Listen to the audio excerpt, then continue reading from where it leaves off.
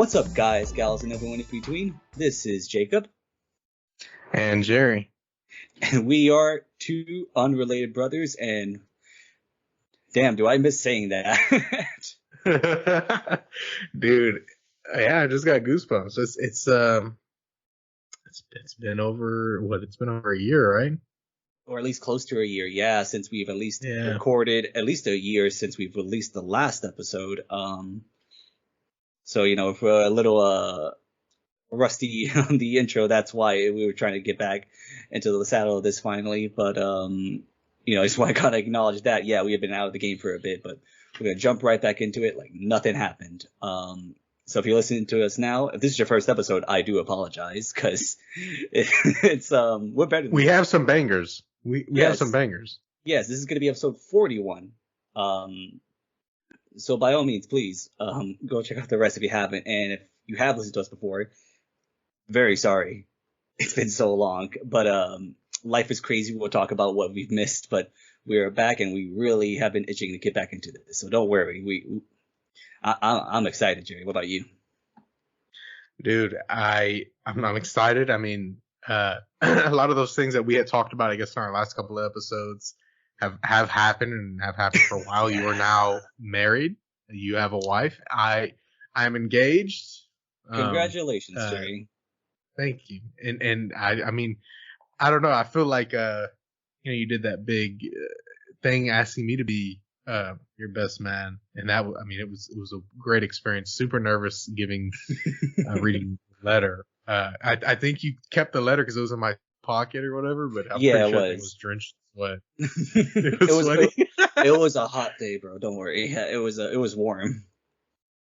I thought it was just me, but no. I mean, obviously, yeah. I mean, I figured because it was just a suit. I mean, we had so much stuff on. Yeah. We had the whole 3-piece suit on.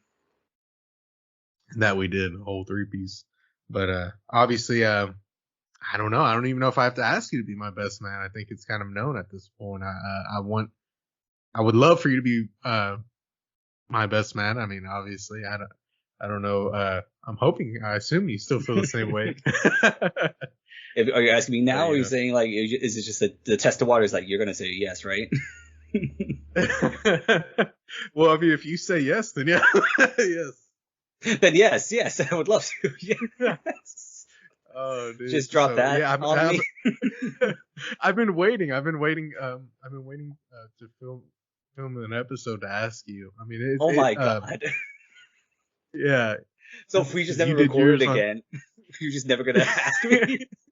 I mean, we would get to a point where I would ask, but, I mean, we're probably a year out, so I had some time to wait. Okay. That's funny. Awesome. Thanks, man. Yeah, I appreciate that. That's good. What a great way to get back into this. Yeah, just starting our families, dude. For sure. Yeah. Well, yeah. I mean, that's the biggest thing I think that's happened since then. Like you said, you're engaged, and I am now hitched. So I'm 30 now. I'm no longer in my 20s. I'm both 30 as well. Oh my God. Yeah, I went through 2 different jobs within a short period. I had 3 W-2s in 2023, so it was kind of interesting. Well, that's fun. It's okay. One of them fucked up my taxes, so. But yeah, man. Hopefully they don't come for you.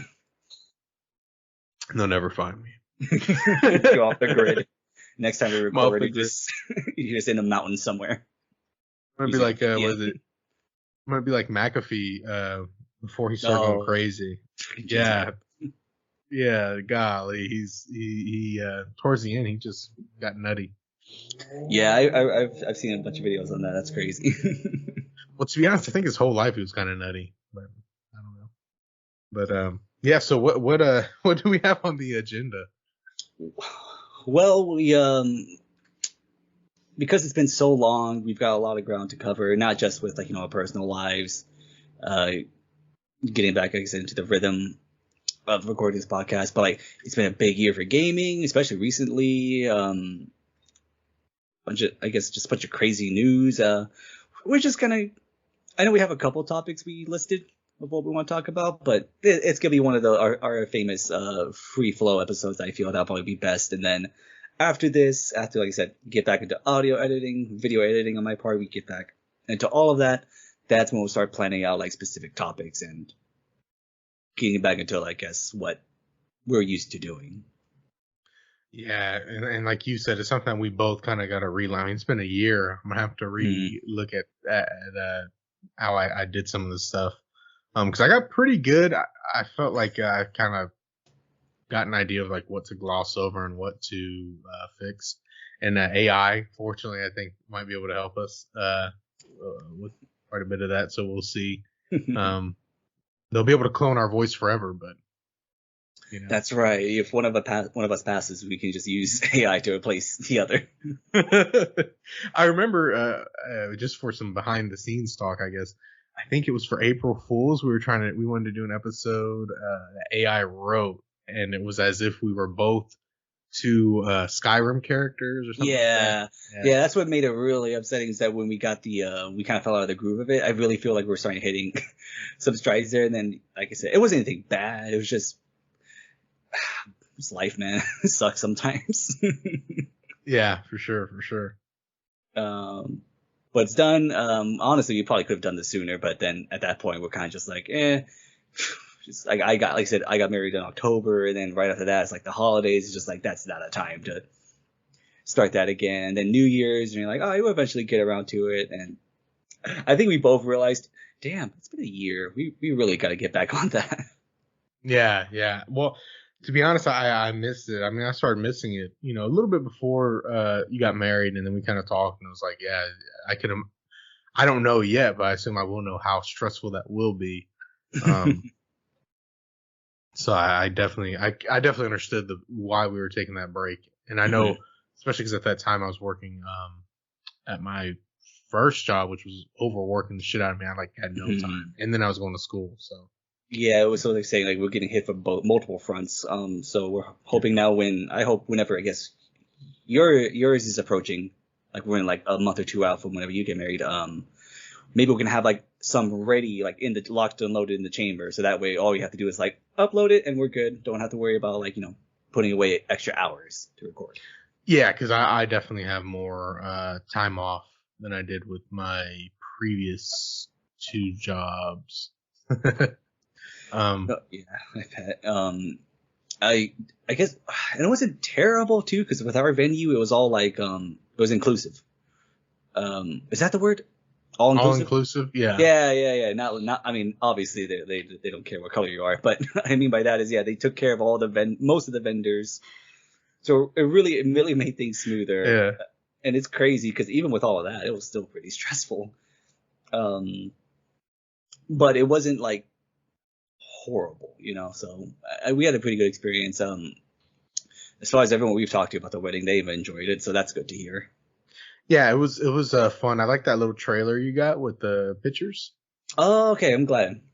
Yeah, that was cool. That didn't cost too much extra. I mean, at that point, when you're paid that much for a wedding, it's like, what's another like couple hundred? Oh, it was only a couple hundred. Okay, cool. I'm trying to remember. At most, like 400. And I like that little Mexican candy bar you had, dude. I got all that candy, man. It was a good mix. I'm glad. Yeah, it was a good mix of that Mexican candy and just regular candy. Yeah, no, I mean it was awesome just seeing. It seemed like everybody there genuinely loved you and was happy to be a part of that day. There was nobody there that was, I guess, just dragged there, at least from the way it seemed. Yeah, no, I think it looks like everyone had a good time at least. I hope so. That's it's always the goal. You don't have, I'm sure the worst nightmare is to spend all that money and then for everyone to go, man, that fucking sucked. Yeah. So it was just, man, it was just cool seeing that, people come together for you and Alyssa and y'all's holy matrimony. Yeah.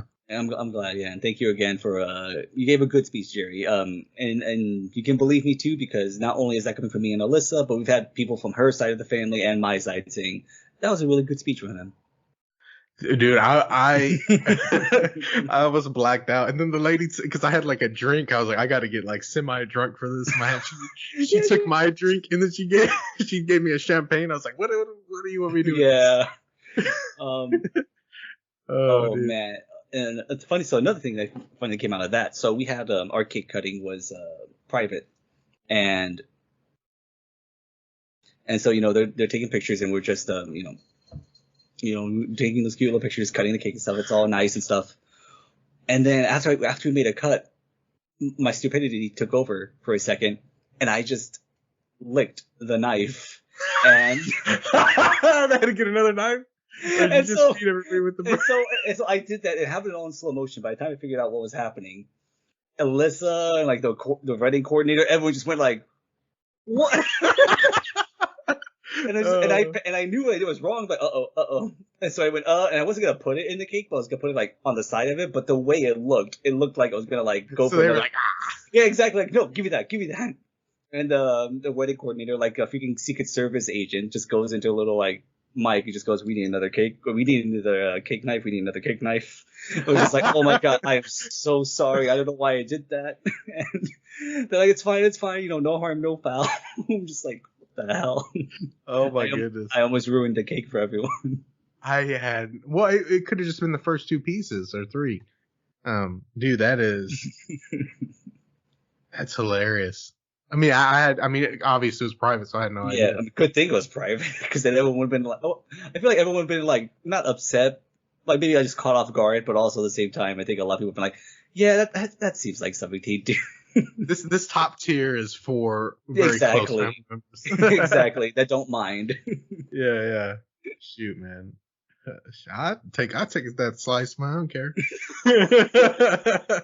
But, I mean, all through high school, dude, we were close. I mean, even we fucking lived with each other for a while too. Yeah, so at that point, it's like, no, whatever. Yeah, like this may as well happen. get a little bit of cooties. That's all right. Exactly. Oh, that is hilarious. Yeah, I had no idea, man. Yeah, like I said, glad it was private. That's funny, dude. That's awesome. For anyone watching the video, you may notice too, since the last one, this past Christmas, my beautiful wife gave me a new PC monitor, and it is a unit. I forgot what the old size was, but this one's like I want to say 27 inch? 22? 32. Okay. Ah, that's a big boy. It is great. So obviously it's a little higher. So maybe in the future I'll invest in I guess a camera that can stand on its own, kind of more at your level, the way you are, because I know the way it's at now. To be honest, it doesn't look bad. I think if there was more context with the background, maybe it'd give that better perspective that it is up, but it doesn't look bad at all right now. Okay, that's good. And I always hated the lighting in here too. And since then too, I got like some nice LED lights, so it gives a nice balance instead of just a harsh light coming from in front, and you can just see like in my glasses and stuff the glare. So I mean, we've somewhat upgraded, Yeah, Hasn't just been for nothing.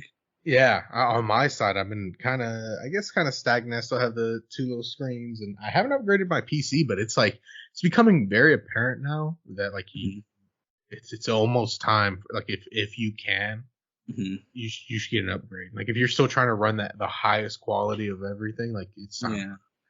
Yeah. Obviously, like we could probably both still run like the newest games on medium, or maybe even some of the more crazy ones like RoboCop or oh yeah, that Warhammer 40K. We could probably, I mean, some of those might require low, but I mean, shit, even like a cell popped up, a Far Cry cell, and I bought Far Cry 4.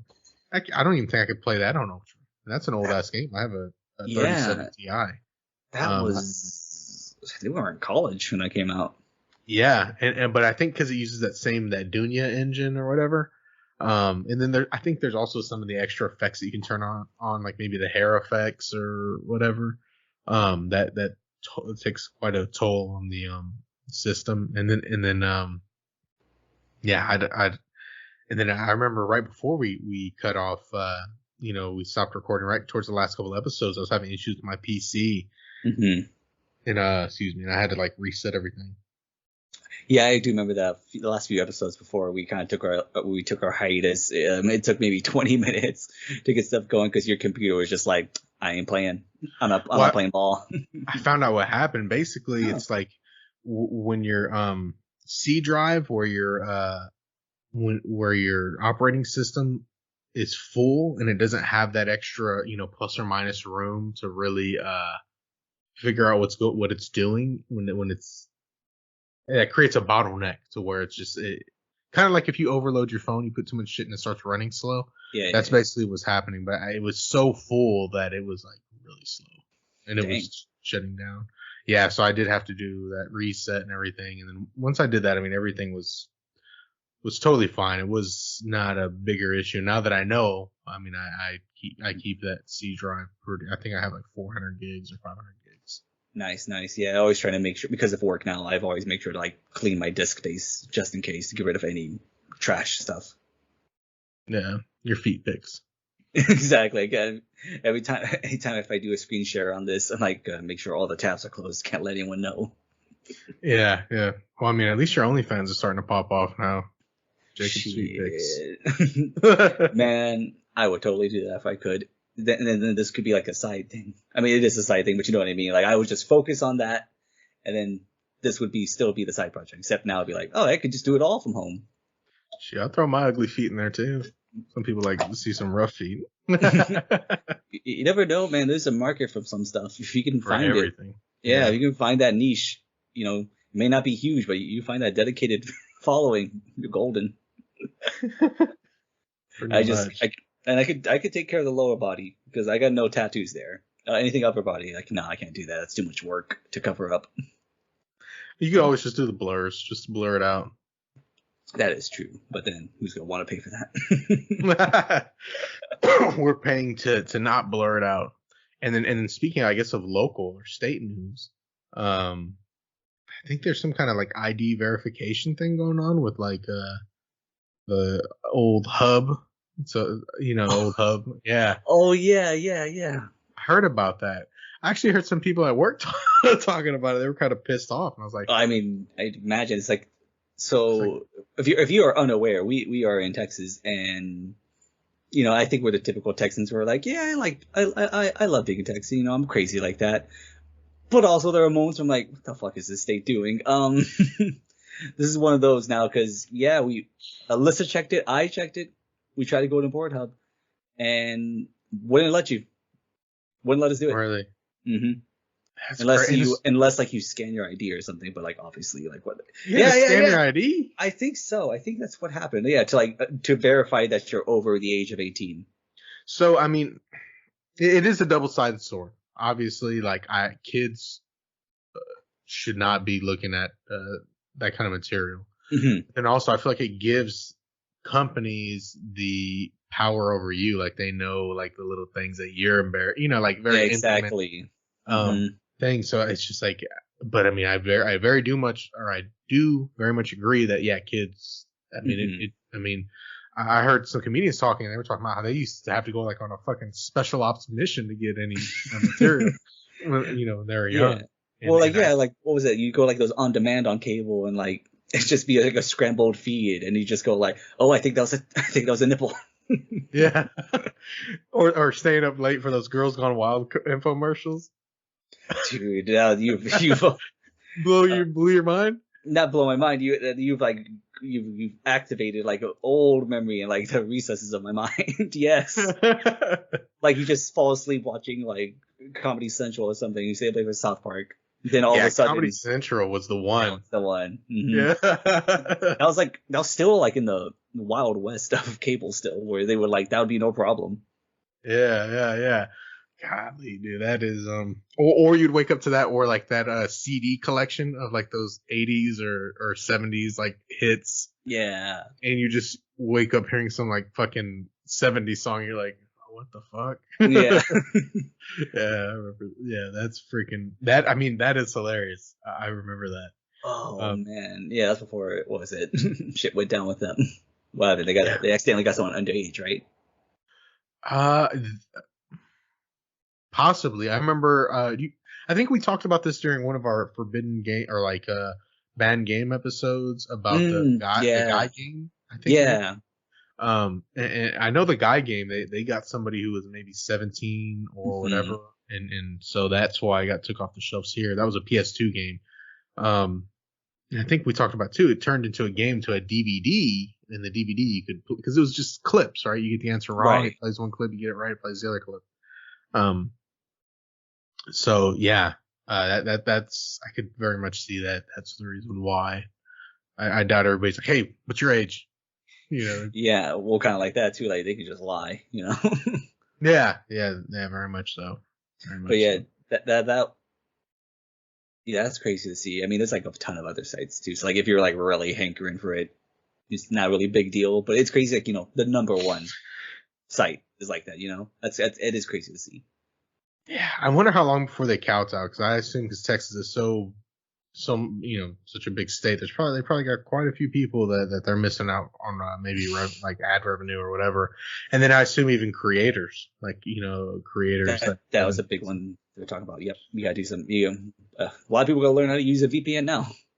Yeah, that's another. So VPN sales are probably through the fucking roof. NordVPN is that black guy behind the tree meme, just like rubbing their hands, like yeah. Yeah. They're like yes, just invest in it. Yeah, all these people's wives are like, why do you have? What's this VPN? What is this? What Yeah, are you doing? yeah. Says that you're in Alabama. What's going on? No, it's gonna think twice now for a certain genre when you look it up. Don't. Golly, yeah, dude, yeah, that was kind of interesting news. I mean, I guess I don't think the government's gonna fold, so something's happening No, eventually. no, it's just be one of those things where we'll see what happens. Kind of like you, I'm more on I understand it completely. I get it. Kids shouldn't be watching that, but also it's a slippery slope for me. That could lead to some Black Mirror shit. Yeah, I definitely don't want Google knowing that jerk. I mean, but to be fair, they already do know. Like They Google. do know. I don't want the government doesn't need to know. I mean, you know what I mean. It Yeah, shouldn't be as accessible. yeah, it's crazy if you gotta scan your ID. I feel like that's a blackmail thing. It's like, Yeah. remember back, what was that, 2022 or 2025 on July 4th? You looked up little people. What's going on? What are you looking at? What is this? And you're telling me you want to be our governor now? We can't. So yeah, what was it like? Hot Raisley teen gets railed by American troops or something? Just like, nope, I don't know what you're talking about. Yeah. I just wanted to see some good old. All right, Just boys want and. to see some good. Just want to see some good old normal missionary, Just Yeah, normal. that's it. That's what I googled. I got the wrong thing. But I didn't mean to type in missionary. I meant mission, like mission, like I'm thinking about going on a mission. Exactly. There you go. Golly. And I mean, during all this whole year break, we missed out on a lot of gaming, movie. I mean, all sorts of stuff. What has kind of been preoccupying your time, or what sticks out to you as some stuff that has taken up a lot of your time? Oh man, okay. I'm trying to think. Like from back then, I can't remember last summer and stuff. That's too far for me.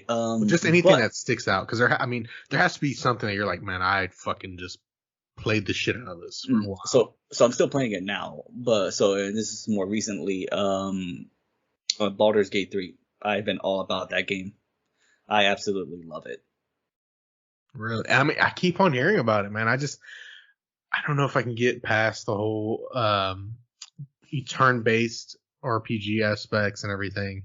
Because I even tried to play the South Park game, because I hear that's like everybody's first step into that kind of genre. Yeah. And I was just like, nah. Shout out to South Park. Also, I know this is random, but shout out to our last interviewee and our first interviewee, Gerard Eady. Oh, it's crazy to think that was our second to last one before we took our hiatus, huh? God, yeah. We squandered it, Jerry. We had momentum. We did. We could have got Steve-O on. Maybe like somebody. We could have gone everyone. It was to the moon. Our momentum. Yeah, Yeah. no, yeah, shout out to him. That was fun. And he gave us a shout out too on Instagram, so we really appreciate that, Gerard. Yeah, even though it was a year ago, It and was we a didn't year. stop. We didn't stop because of you. Yeah, no, we peaked. We just like, that's it. What are we gonna do?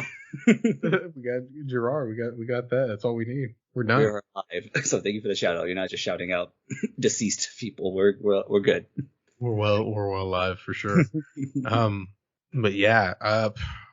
As far as like gaming for me, Hmm. I find comfort in playing things that I guess I already know. So I've kind of fallen back on some of those. I don't know if I want to call them classics, but they had a sale on the GTA 5 on PS5 because I was gonna buy it, but it was like $30. So I was like, yeah, I'll buy it for the fifth time, I guess. Do Skyrim. Yeah, yeah. So I did that. I've been playing the shit out of Red Dead Redemption 2. Um, Okay. doing a story mode, just restart. Because I guess there's some aspects that I missed. So I'm trying to Yeah. see like what I pick up on. I just love the world. I love the random events. Like I was just riding around on my horse as cowpokes do, and I since I restarted, all the events are now for you to go out there and find. And I Right. found that fucking random arm or intestine or something wild like out in the road. Yeah. Follow that blood trail. And I see that like body just strung up. I'm like, oh fuck, Oh there's a yeah, serial yeah, killer. yeah. I remember that now. Hmm. And so that was like, oh shit, that is, I remember it. And then also, because I'm pretty sure as everybody else knows, and you as well, is Red Dead Redemption came out on the Wii, the Switch. Yeah. And so I have the mini. Well, I bought Evelyn the mini Switch, but she doesn't Hmm. really play it. That much Switch Go. I don't know what it's called. Switch. Hello, Golly. Lee. Yeah, hold up. You got Leela's decided to join us. Oh, it's been a while since I've seen you, bro. There you are. Oh, where are you? Oh Uh no. oh. There you go. Almost. This is what you get. Okay. Oh, down you She goes, "You're talking too much." go. Basically, she always does this. um, but so I've been kind of playing Red Dead Redemption 1 like in bed, like laying down, as Mhm. well as all of the Telltale games, the Mm, Walking Dead. I bought it because they were all on sale on the Wii store and Nintendo store. yeah.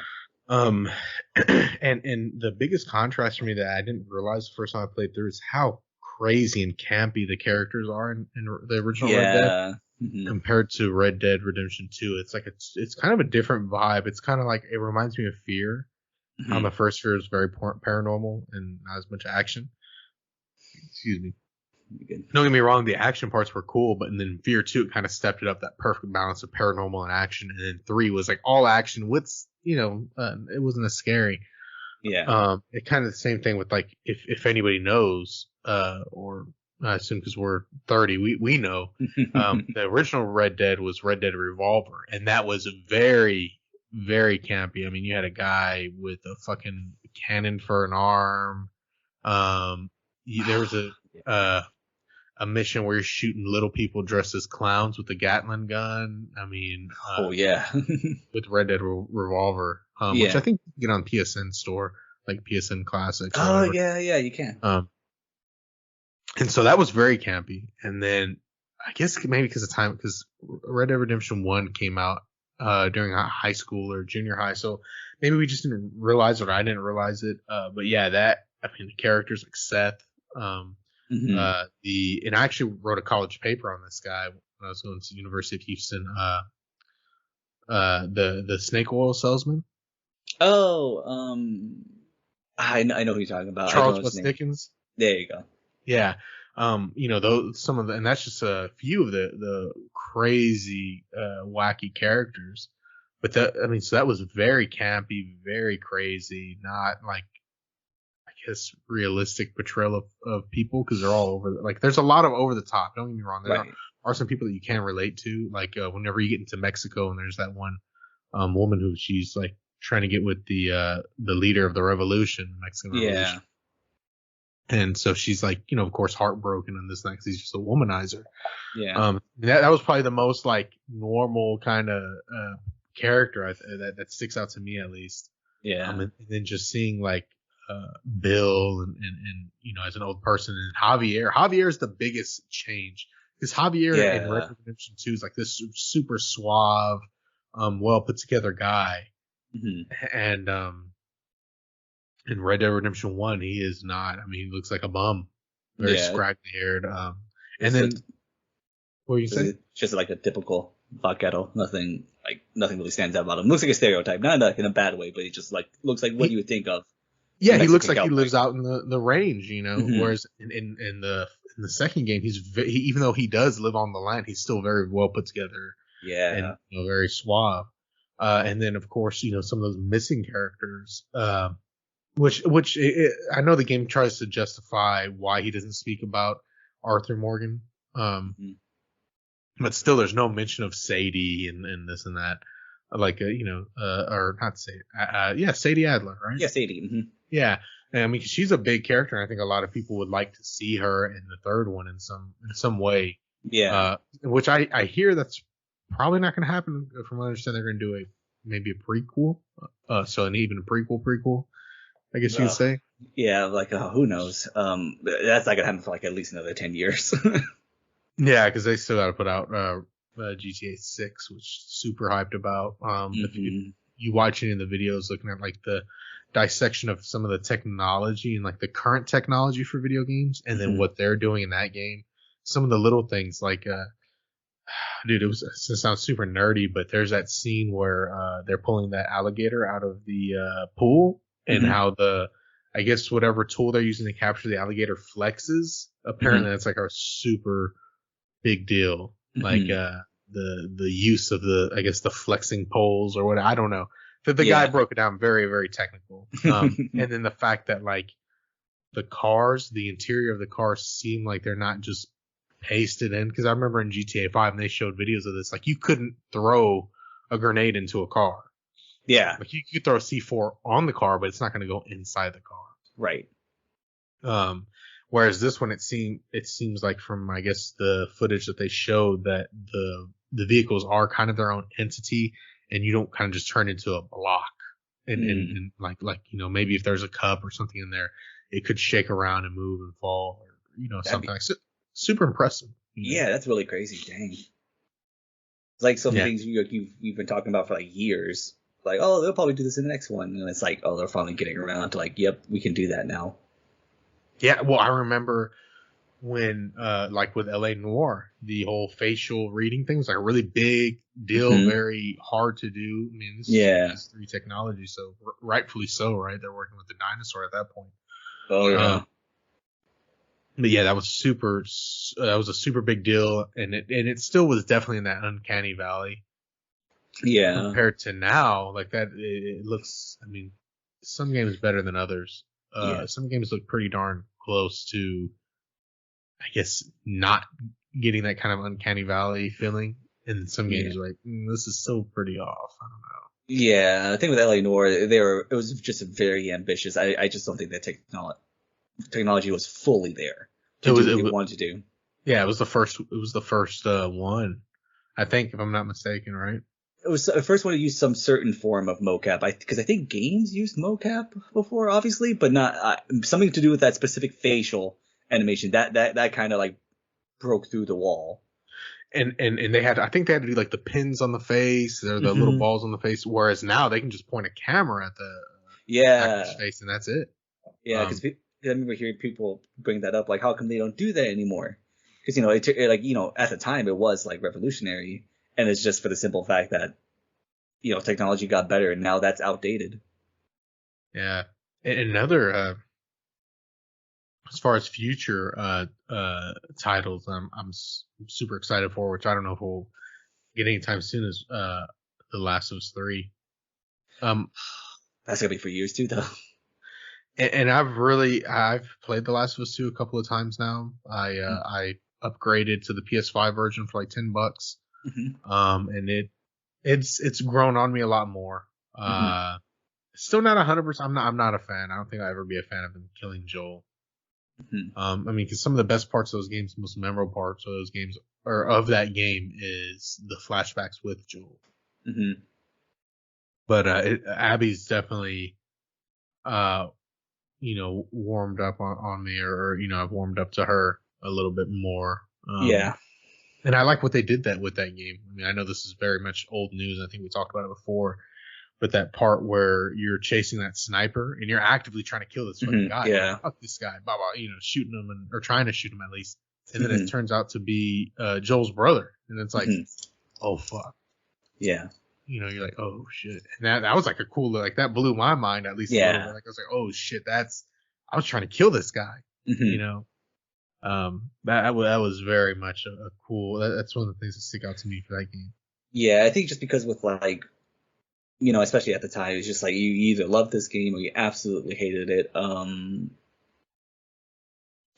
Enough time has passed now to where like people can be a little more, um, I guess, rational and more like not as extreme in their takes. Like, I mean, same as you, I didn't hate it. I was just disappointed in it when it first came out, but I would like to play it again because with fresh eyes, it's been years. I mean, they freaking made a show out of it since then, since I've last played it. So, like I said, I get what they were trying to go for. I understand it completely. I just didn't like the structure, and Yeah, I'm just very interested to see if they keep that same structure for season 2 of The Last of Us, or or they tell it in a more linear fashion. I am very curious to see how they do that. yeah, and I felt like I kind of had this kind of secret one up on people who were watching the show and never played the games because they're like, like the scene, Yeah.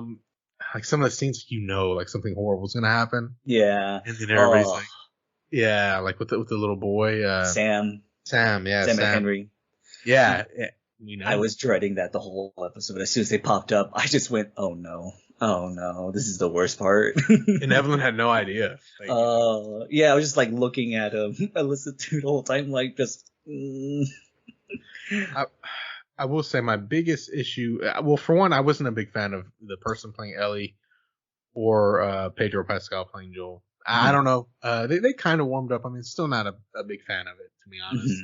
okay. I'm not totally opposed to it, but still not a big fan. hmm But I did not like the episode with Bill. That to me, that was totally outside of the realm of that universe. Because if you play the games, it's a very dark universe. hmm There's no rainbows and unicorns, and the closest thing you ever get to rainbows and unicorns is that settlement that hmm Tommy started. That's you're still working hard. You still got to do your job and have your run-ins with all these bad people. But that's as close as it gets. So for them to turn this super dark and sad story of hmm Bill, and I guess his lover, to what they turned into the show, I was like, that's totally off brand to me, at least. I mean, Evelyn loved it. She loved the love story and kind of that break, I guess, from the depravity of the universe. Yeah, I think that's exactly how Alyssa felt too. I I liked it more than you, but I still agree with that. It felt too perfect. It was too perfect. I think if there was more conflict in there, I would have been a lot more fine with it. Um, but yeah, like I said, it was good. Don't get me wrong, but it like you said, like, oh right, this is still taking place in the apocalypse, and you kind of forget that's happening for about half the runtime. You Well, not know? only that, I mean, I get it's a TV show, but like Yeah. for Bill to go into this like being a super secluded guy to like fucking boning this guy in one evening or whatever, like Yeah, it was too. That was the thing about me too. Like, I too thought at quick. first, exactly. It's always my issues with love stories. And 9 times out of 10, it happens way too quick. Like, and I can understand being lonely and stuff because it kind of plays off that like who wouldn't be lonely unless you're a psychopath. Like you're gonna just have it's human nature. We are social creatures. But instead Yeah, of like slowly earning that trust and then kind of opening up and being like, oh, you always knew that I mean gay people have good gaydar. Like that's not even the most unrealistic part to me. Like as a joke, like, oh, how did Frank know Bill was gay? Like, I mean, they some of them just know, man.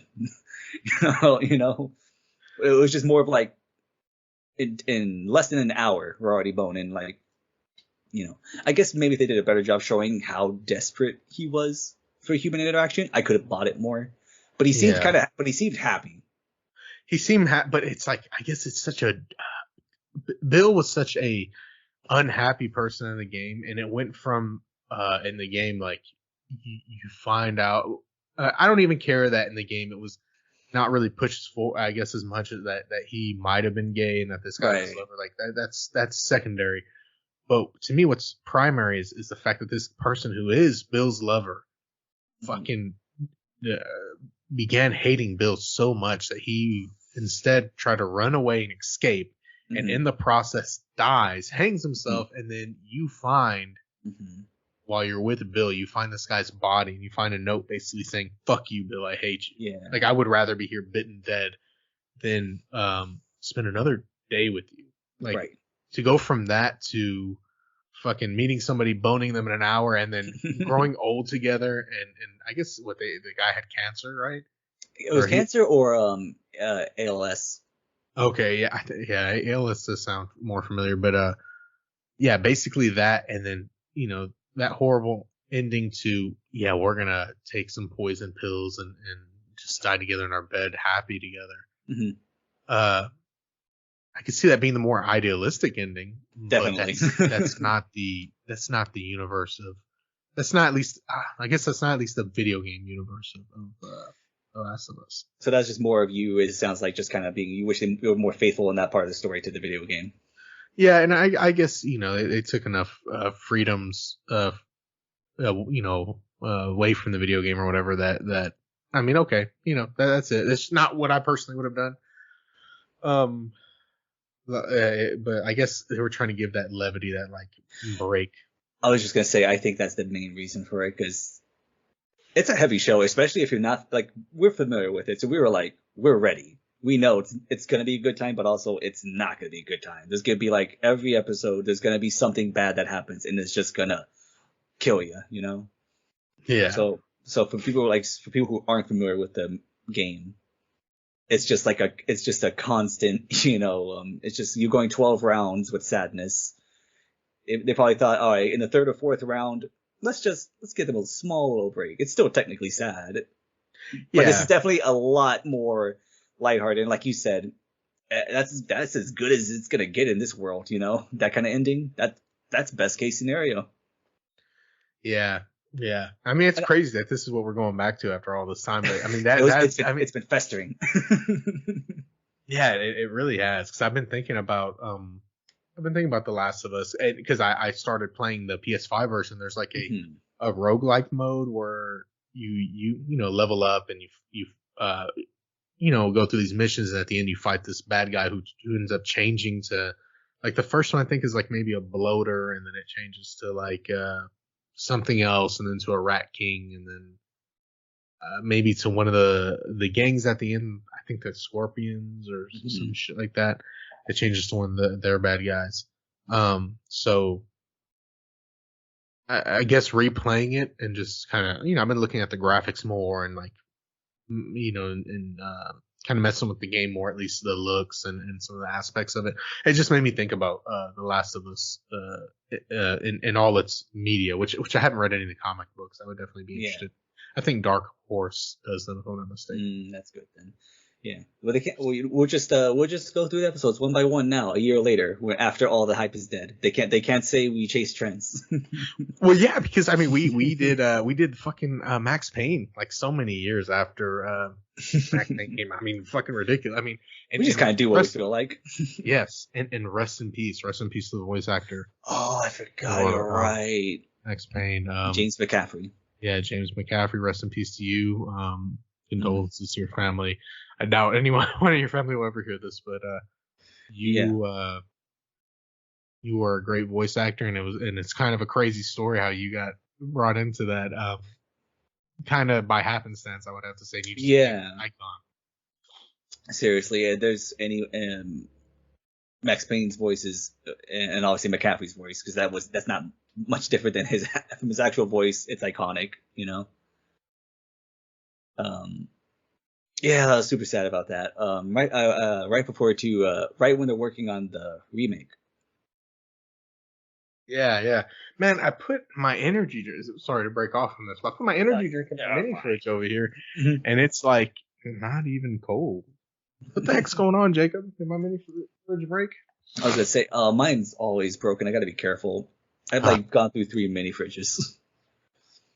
Jerry is now checking his mini fridge for our listeners on audio only, there's just a weird little, almost a weird little gap in the corner because he has his background on.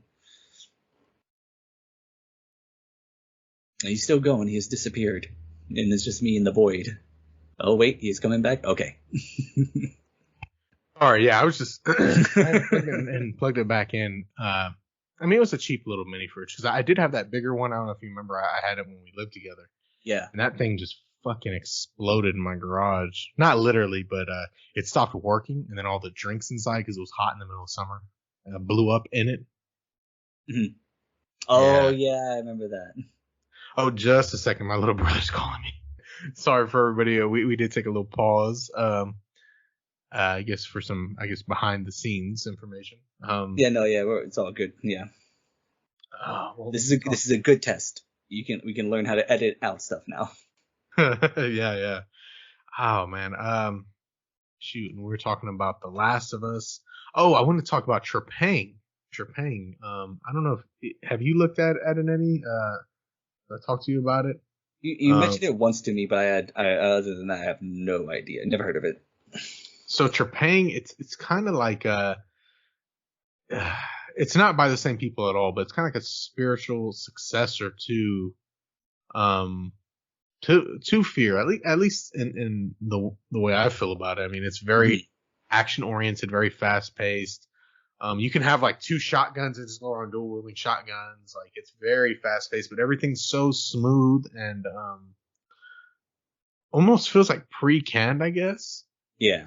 To the point where it's got like Fear's heart, where it's that fast pace and it's got paranormal shit going on, but it doesn't have the soul. That makes sense. It seems like they used a lot of because it seems like these guys are a smaller studio. Trying to think of who they are. So these guys are Team 17, which that name does sound familiar. Team 17. That does sound familiar. Yeah. Oh shit! Now I gotta look. Yeah, Team 17. I'm looking. So they made. Did they make The Escapist too? Maybe. That would be how I know them then. Yes, they did make The Escapist too. Or The Escapist, I assume, as a whole. But yeah, so they've made quite a few games. It looks like they have some. Oh, they made Dredge. I don't know if you know Dredge. Oh no, yeah, I know that one. Wait, they made Overcooked. I was just gonna say that's where it is. That's how I know them.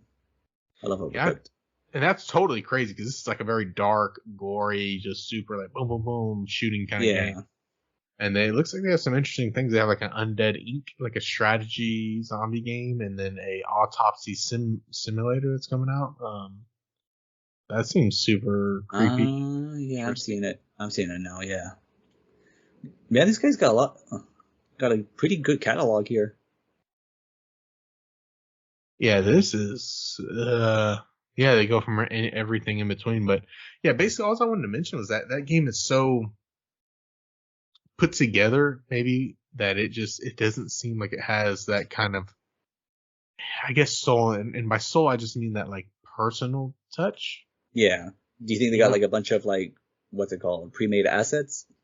Yeah, that's kind of what it feels like to me, at least. I mean, it's all like, I don't know. That's really the only way. I'm not really exactly sure where I was going with this, to be honest. But yeah, shout out to, I guess I was talking about that game because it just came out, I think, for console. Because it was PC only for a long time. And it is pretty creepy, but it's very much like pre-canned. Like something's missing from it. Is it just like too formulaic, or? Not even formulaic, I guess, because there really hasn't been another game like Fear since Fear. I mean, really since Fear 2, to be honest.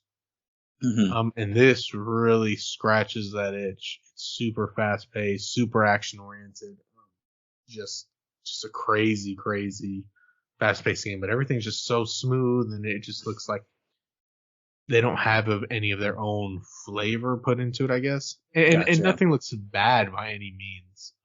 It's just the closest thing. sanitized, too pristine. Like I, Maybe I I I think I know what you're talking about.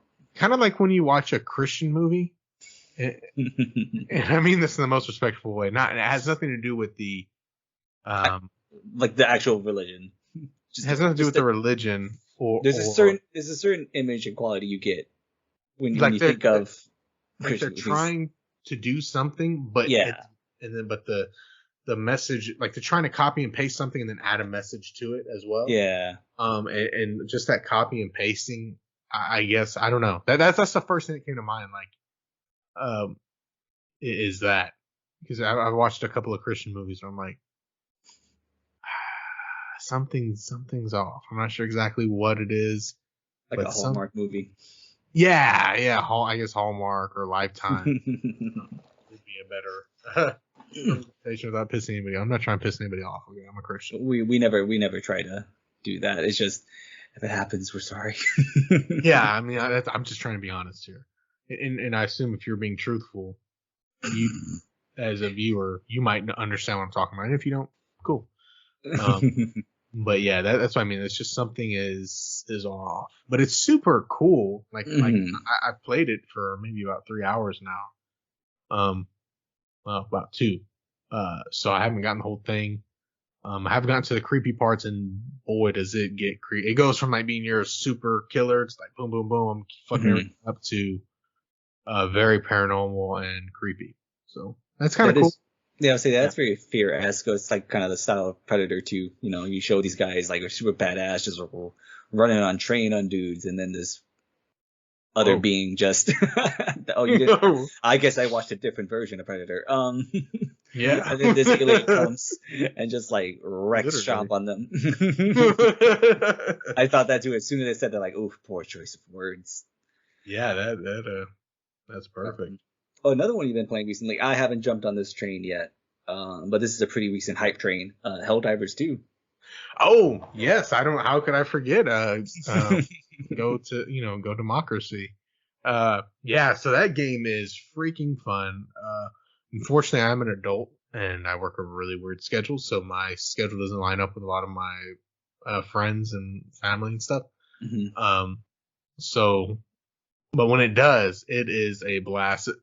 Some people can just jump in and play games Hmm. like with randoms, and the only games I've been able to find that can do that, and it's not 100% as much fun as obviously as with your friends. Yeah. Games like Battlefield and Call of Duty, which I haven't played 3. I don't know if I might buy it when it's on sale.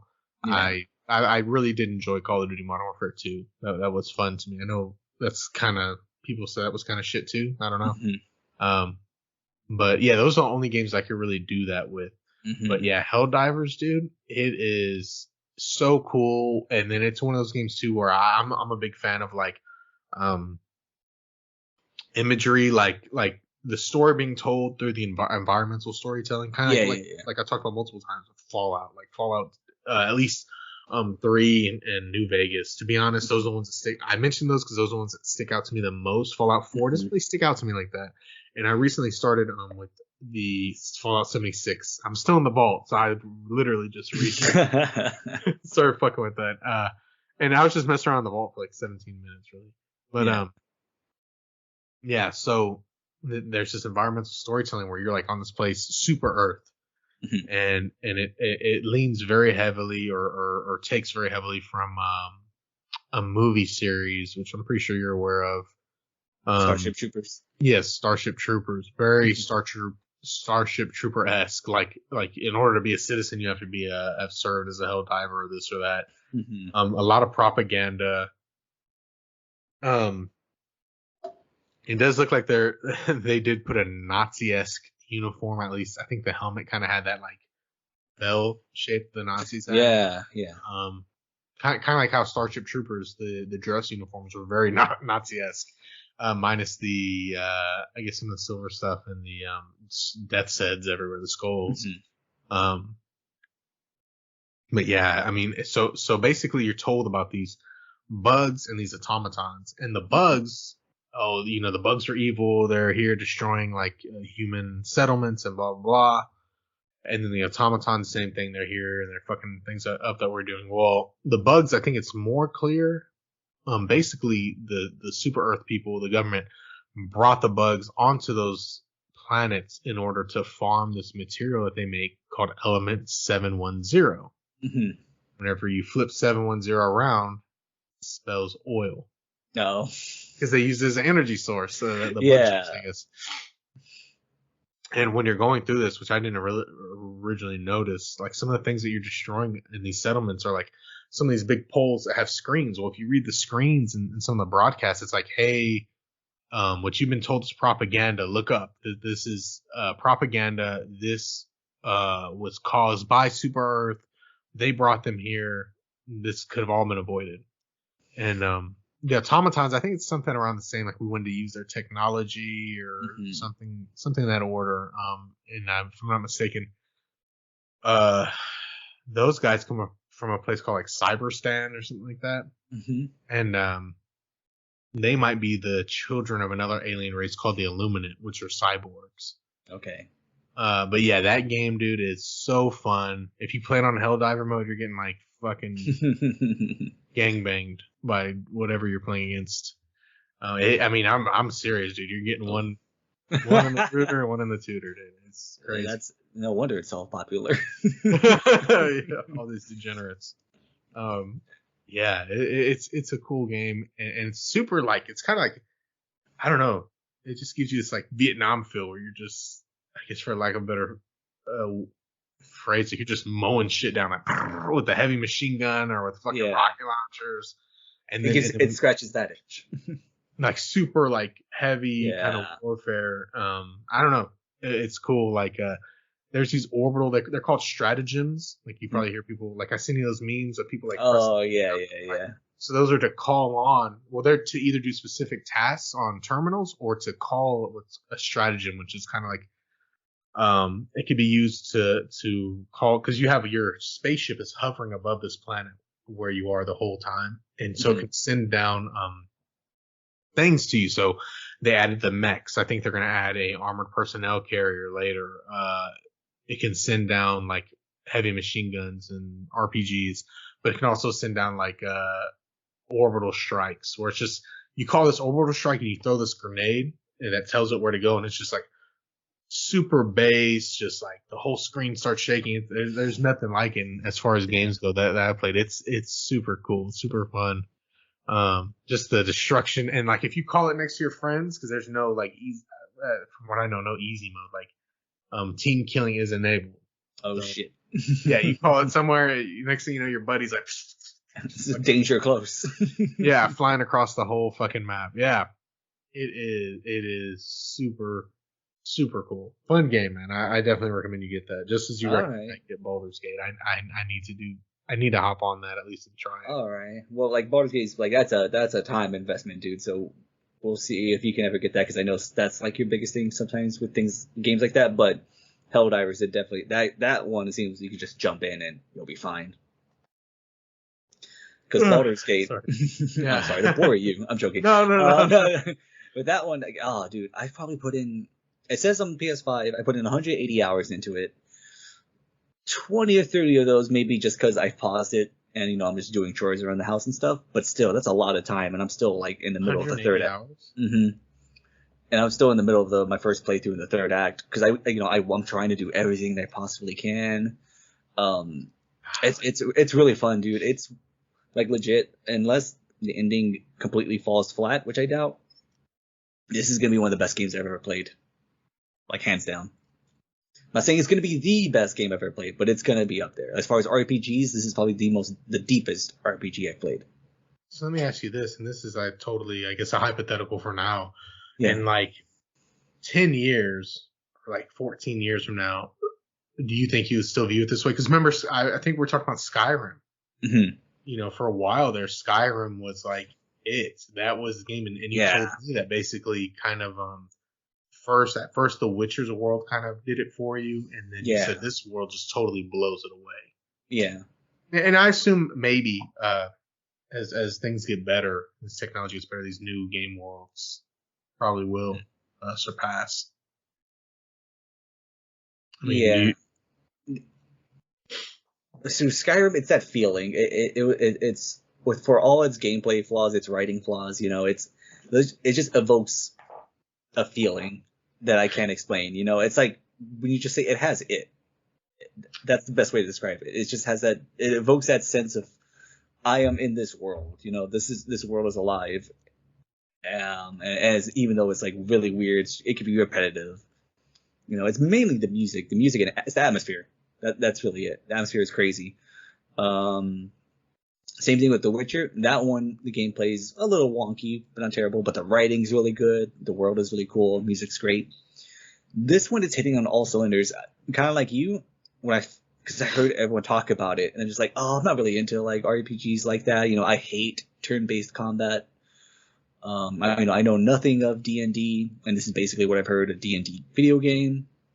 And the first 10 to 15 hours playing it, I was like, oh, did I just waste $80? Like I'm just like, I wasn't really feeling it. The first 10 to 15? Yeah, because like it was still fun. It caught my interest, but as far as like, but I hated combat. Like anytime we caught in combat, I'm like, I don't know what I'm doing. This is like annoying. I felt like I wasn't figuring it out.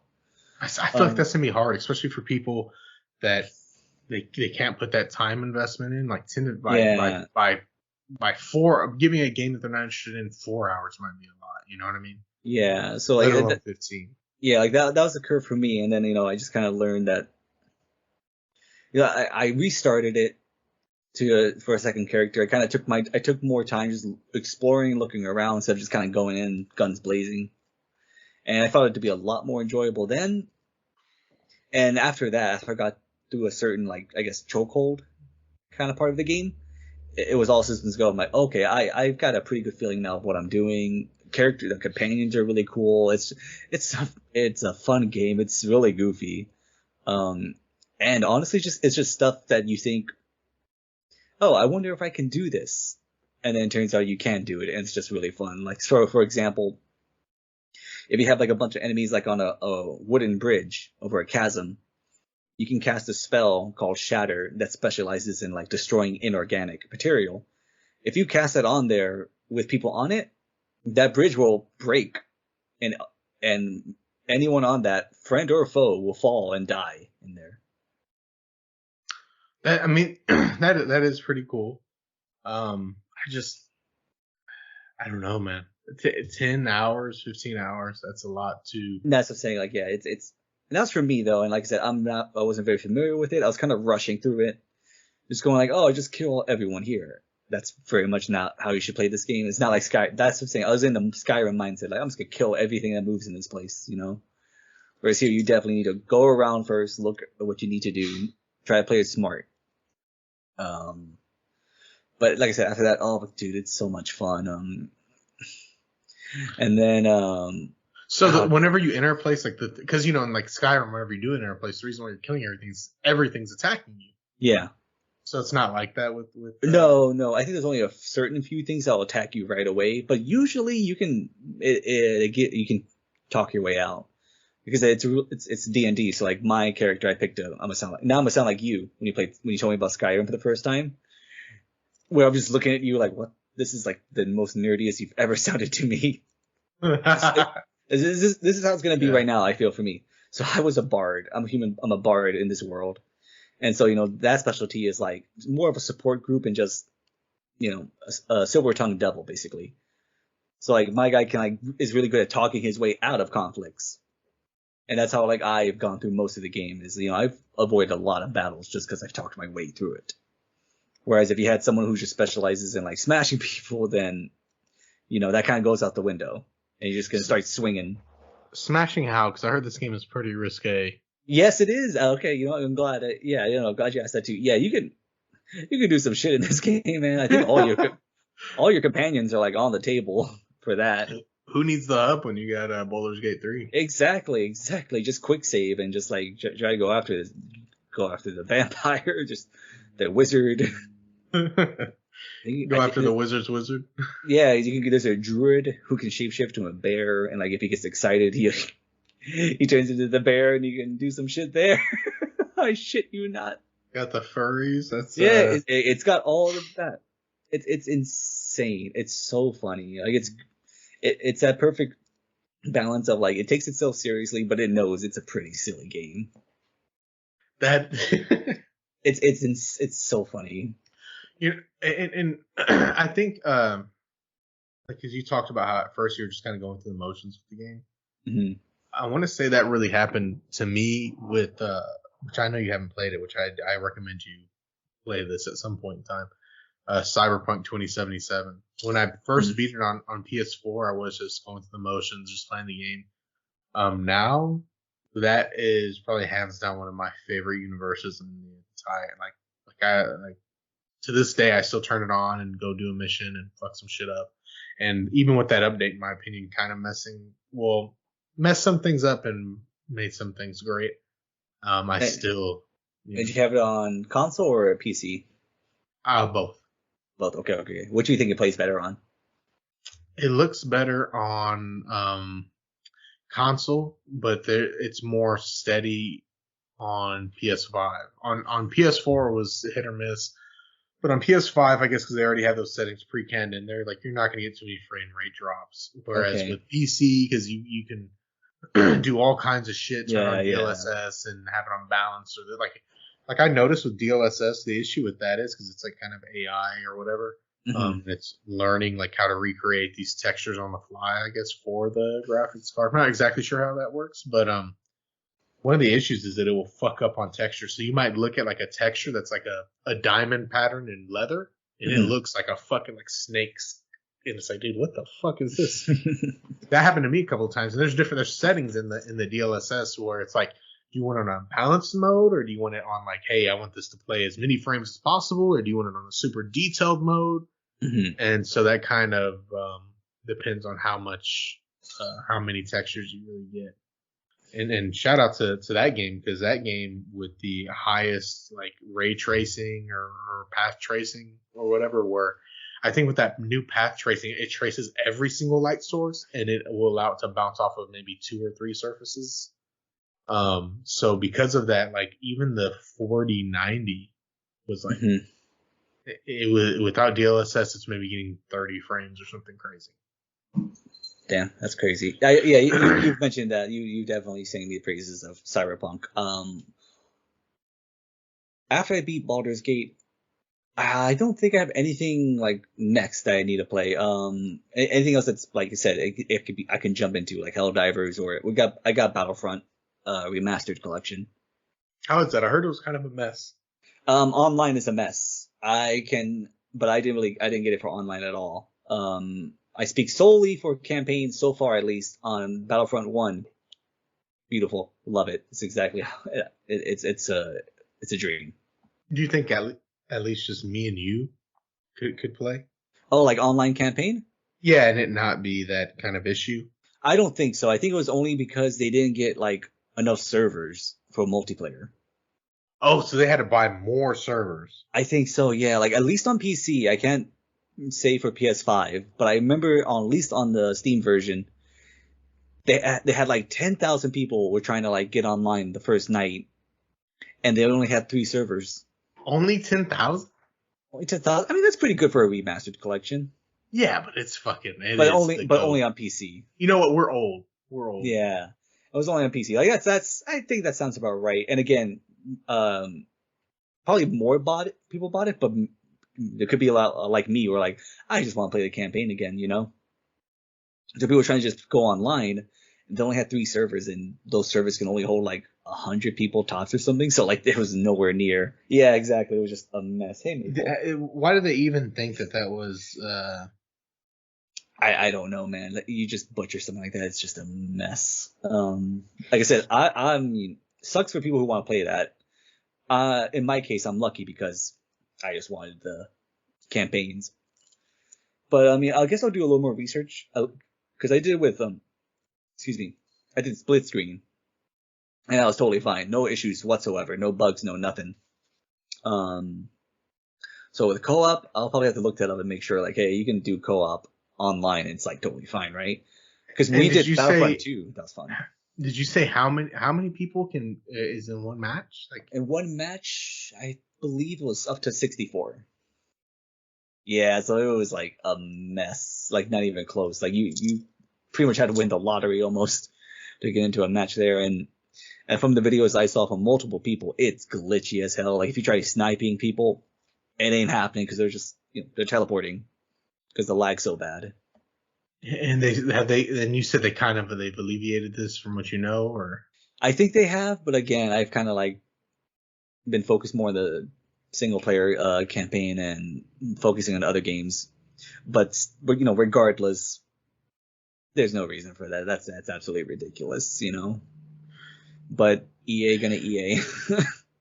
yeah, because it's originally a Pandemic. I mean, Pandemic was the original publisher or developer. Developer, yeah, and then EA was the publisher, right?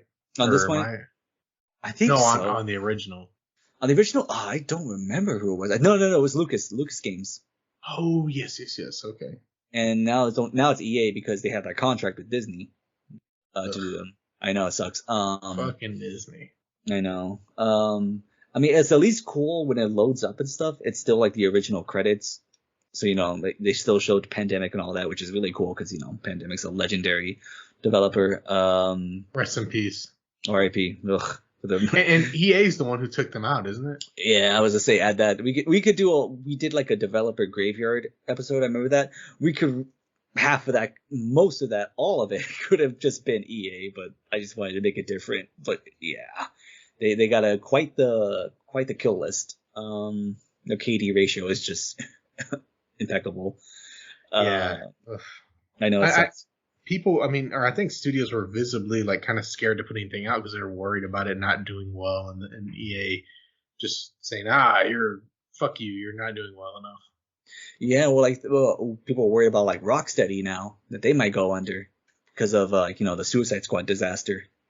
Oh yeah. Mm-hmm. And that's kind of crazy and I haven't played it. I think Steven has it, but I haven't played it, and I just I remember.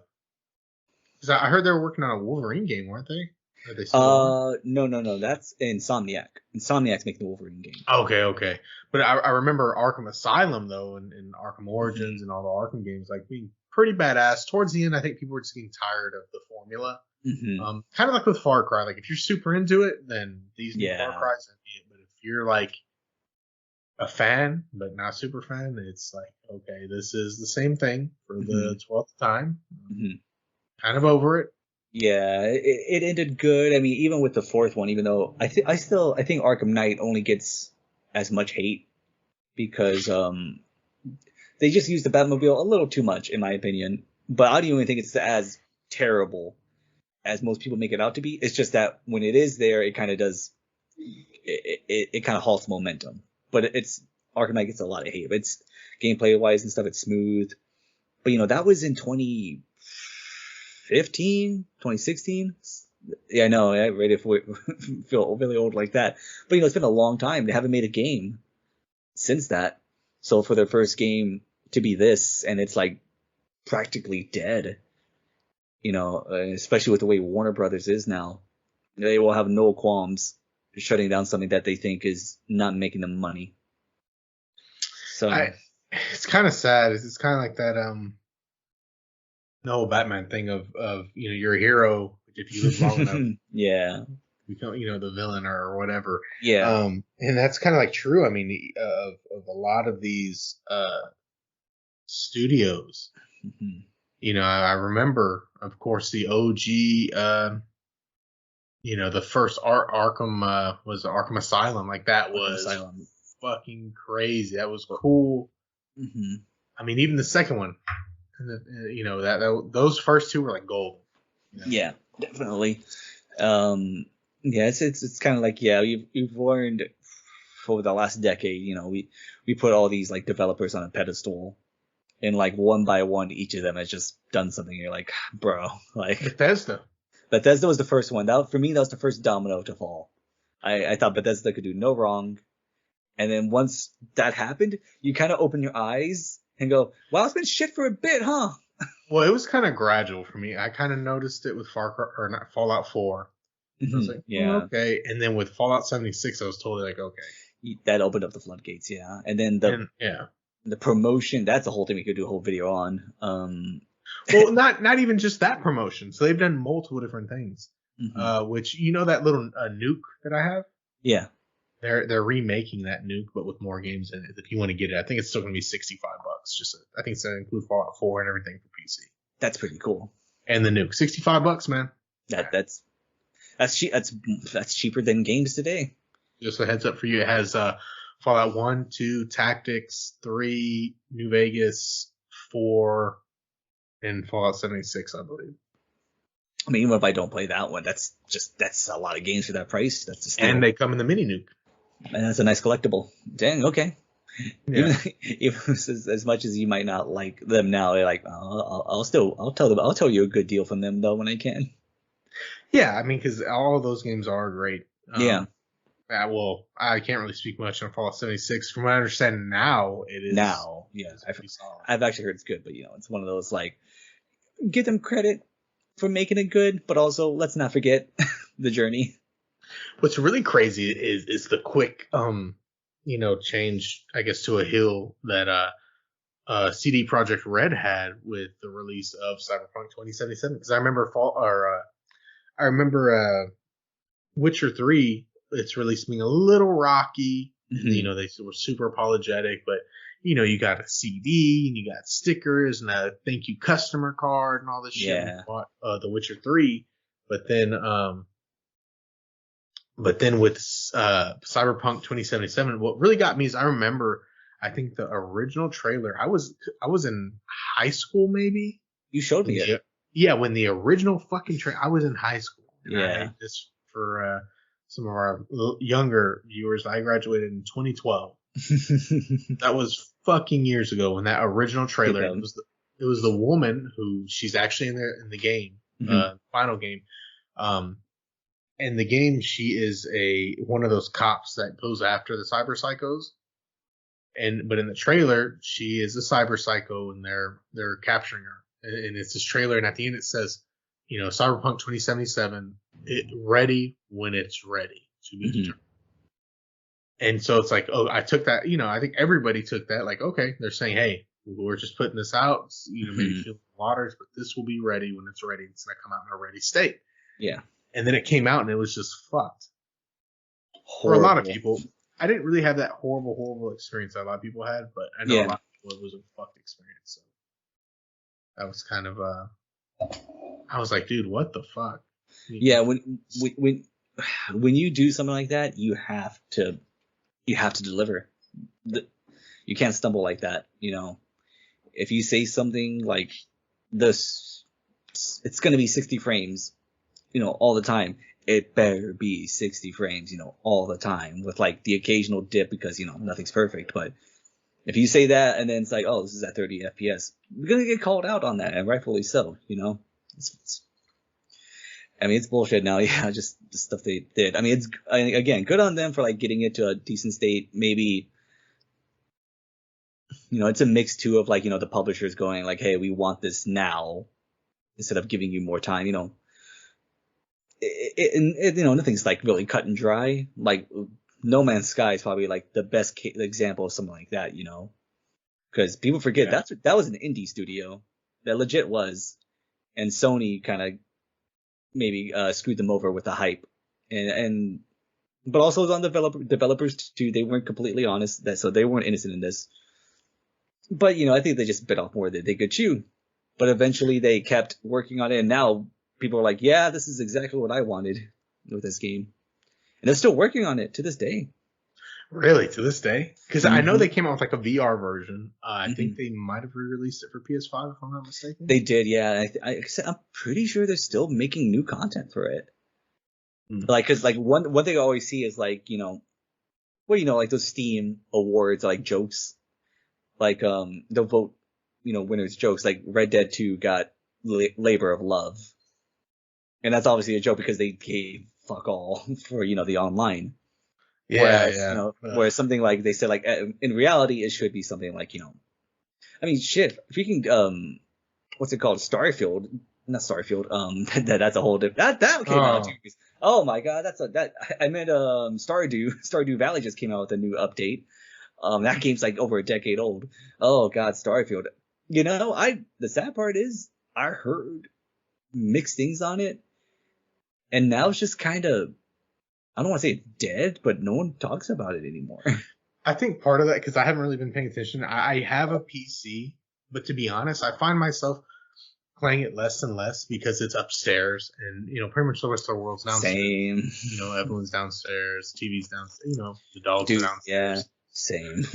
So if it's not on PS5 or 4, I'm not really doing anything with it, and so that does kind of suck. But like, if I'm here alone and like, maybe the dogs or like Evelyn will take the dogs to her parents' house or they're asleep or something, I might come up here and play some stuff. I've been playing. Which one thing? Shout out to PC. Like, the game variation is so fucking insane compared to console. Because anybody can make a game. Like, I was playing a game. I'm looking for it now. But I was like, it's a game where you're a fucking 911 operator. Oh yeah, I've seen that one. Yeah, I've been playing that. I've been playing like these little epic battle simulators, Warbox, like all these kind of experimental games where these people are putting together like these crazy, wacky games that just barely work, but they're just putting it out there like so other people can improve upon it. Yeah. Like I said, Warbox. Warbox is a game where if you shoot somebody in a certain part of their body, that part comes out, like the intestines and all this and that. Very unoptimized, but like they're trying to do it. They're doing it that way other people can work off of it and make it better. And then like you probably see little crazy videos about that Civil War game, fucking War of Rights. Oh yeah, I have seen it. And that game is fucking crazy because I was playing it, and so like to operate the cannons in kind of a quick order, it takes two people. Like one person's kind of aiming the cannon and launching it, and the other person's getting the charge and the cannonball and stuffing it in there and this and that. And so I'm doing that working with the person, and I see him launch a cannon and it hits a person, and it hits a person far in the like a field, like way far out.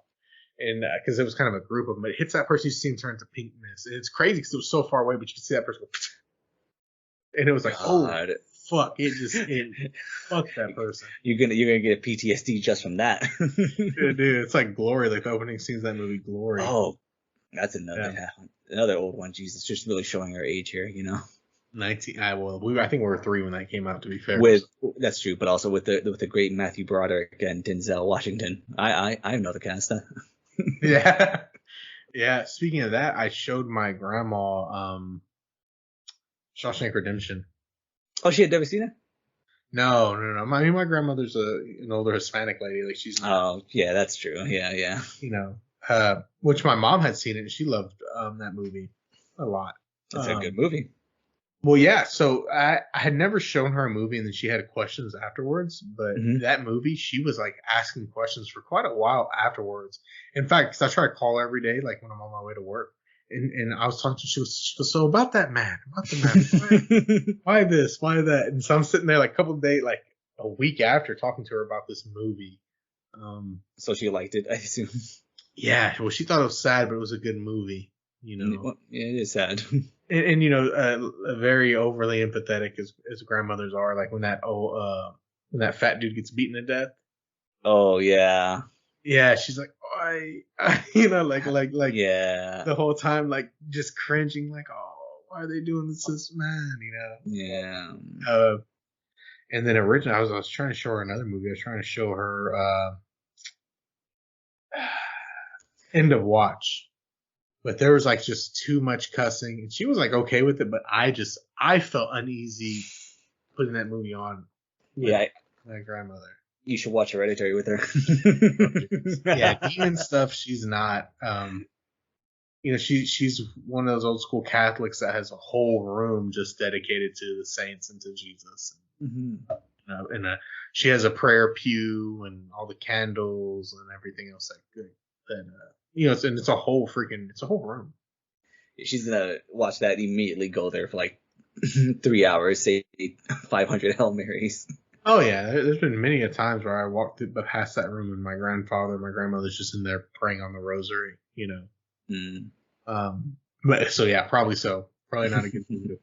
But But Speaking of I would say of a go on that. Speaking of grandma too, liking a movie a lot like that, man, we've fallen headfirst now into the Dune train for sure. you showed your parents that? No, no, no. I'm just saying like now, how much your grandma liked that movie. That's pretty much how me and Alyssa now are like with Dune. We're fully Really? invested in that universe. Love it. Absolutely love it. So because of that and the kind of whole thing with Star Wars, what do you think? Does that kind of take away from Star Wars, or do you think they can coexist? No, no, no. They're definitely still their own things. I mean, I definitely see the resemblances now. I don't think there's any disputing that, but I don't think it's as much. I wouldn't go as far as to say no Star Wars stole from it, because I don't think there's anything directly in there. Maybe heavily inspired, all that shit.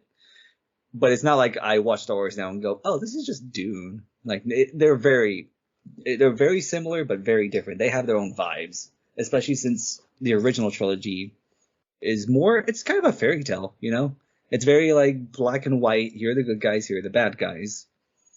At least with this version, the modern version of Dune, it's very much shades of gray. Well, I think there's like 6 books in total. Yeah, and I think these first two movies just covered the first book. It wasn't even like a movie, a book. I think these first two just covered the first book, and there will be a third movie. I hope there is. There's going to be a third movie. I think that one's just going to cover the second book, and the director said, "Yeah, after this, I'm done. I don't want to do anymore." And so you're all about. Are you on the Tiffany? The what's his name? Chalamet, Oh, fucking Timothy something. Chalamet. Yeah, yeah. He's good. I never heard of the man till I saw the first Dune. But just based on his performances in these movies, he's very good. I like him. I mean, all of the acting is really good, honestly. Um, yeah, I mean, Zendaya did really good in her role. The only one I could say I wish they did more with was Batista's character in the movie, but that's not on his fault. I just wish they gave him more of a role to do. Josh Brolin's in it. He's fantastic. Javier Bardem, I love his character. He does great work. They got a really good cast there. It's a really a big who's who of A-listers. I mean, Anna Taylor-Joy makes a quick little cameo in there. Christopher Walken's in there. Florence Pugh. Huh. Oscar Isaac was in the first one. Jason Momoa was in the first one. Like they paid the big bucks for the cast, but they're good actors, so yeah, and they all do pretty well. I don't think there's anyone in there that's like, oh, I think he's doing like, oh, I wish they got someone else for this or something like that. They play the role really well. Like Austin Butler plays one of the characters. It kind of weirded me out Mm-hmm. when I saw. Is that the guy with the fat suit? No, that's I forgot his name. It's a Skarsgård. Oh, Bill, like the brother or something. No, it's not Bill. It's one of it's his older brother. Because Bill is Pennywise. Bill Skarsgård, he's gonna be the new Crow. Oh yeah. I just. What do you think about Timothy Chalamet and Wonka? Because that's like a total. I haven't seen it yet. I haven't seen it either. I don't know. It's weird. In that one, like I said, in Dune, I didn't think like, oh, this guy's trying so hard to act. Like it felt very like natural. Like I am just watching a character, Yeah. When I saw him in Willy Wonka, that's when in my mind it went, he is clearly trying to be whimsical. It's not terrible by no means. Don't get me wrong. It's not like I'm watching. Saw it? You saw the movie or no? No, just based on the trailers. Oh. I think we will watch it eventually because Lisa definitely wants to watch it. Especially since it's it's a Christmas movie. So probably watch it around then. It seemed fine. I know a lot of people immediately were like, oh, I hate this. I mean, the bar is Gene Wilder. That is quite the bar, obviously. Yeah, Johnny Depp just weirded me out, to be honest. Yeah, I say it was weird, but also that was just Tim Burton's vibe at the time, so I don't think that's his fault either. Dude, imagine if the Tim Burton Superman would have happened with Nicolas Cage. Yeah, he already weirded up Batman. He did, but that worked. See, it worked perfect for Batman because that's his vibe. With so Superman, Bane, you know the character Bane. I work with his cousin. What? Yeah, so the guy, from not I'm talking about Bane. I think from the Tim Burton. I was gonna say like you don't work with Tom Hardy's cousin. No. Don't give me hope, Jerry. No. Not Tom Hardy's cousin. You talking about Batman and Robin one Yes. with Joel Schumacher. Is that the guy's name? The first two were Tim Burton, and the last two were Joel Shoemaker. Okay. How to pronounce it? But yeah, 'Cause those are the it ones went with Val from- Kilmer and George Clooney. Yeah, I remember Val Kilmer, and then I remember like two with Val Kilmer, and then I remember George Clooney was Batman for. But no one ever thinks about George Clooney as Batman. I don't think. No, because that's quality wise, that's the worst one. I will say I've watched that one the most out of all the Batman movies because it's just so that is it's so bad it's good. Yeah. It's just it's so. If this was the first Batman movie, like if it came out in the 60s or 70s, I think people would look at it a lot more fondly because it's just like, oh, it's campy. They're just trying to figure this out, you know. But the fact it came, yeah, exactly, it's silly. But the fact this came after the Tim Burton ones, it's just like, oh no, man, no, we can't go back to this, not for a while at least. Yeah, I think when anybody thinks of Batman, they don't think about the last movie, or they don't think about Ben Affleck. They think definitely about Christian Bell. Christian Bell and Michael Keaton, those are the ones people think of. I guess, well, now recently Robert Pattinson, because that one's good. It's okay, but I still like fucking, I think about, I still think of Christian Bell. And then when it comes to Joker, it is kind of split because, There are multiple good Jokers. yeah, but I mean, obviously, like the most realistic portrayal was, this last one. What's the guy's name? The Heath last Ledger? Joker? No, not Heath Ledger, but the guy after him. Jared Leto. No. The very, very last one. The very last one. Joaquin Phoenix. Oh yeah. That could be a very realistic character. So I think it's the best realistic one. But the best Joker to me overall is Heath Ledger's.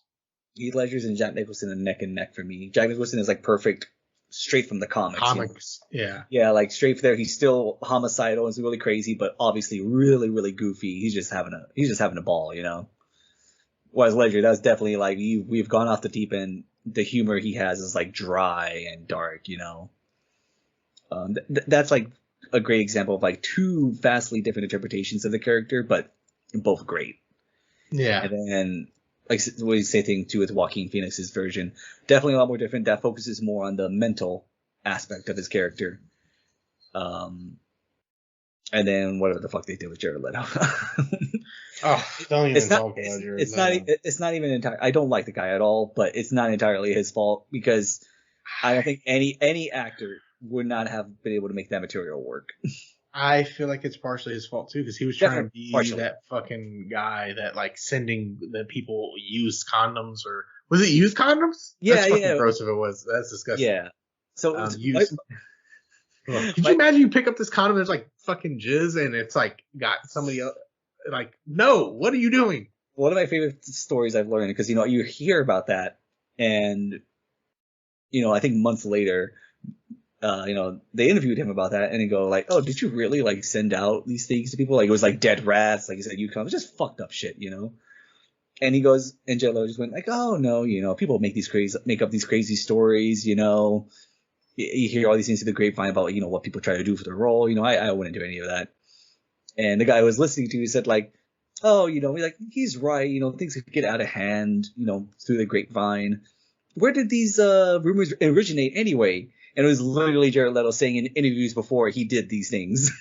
So it's like, no, you fucker. You said it. Yeah. Either you were lying now or you were lying before. Either way. He's around too many yes men.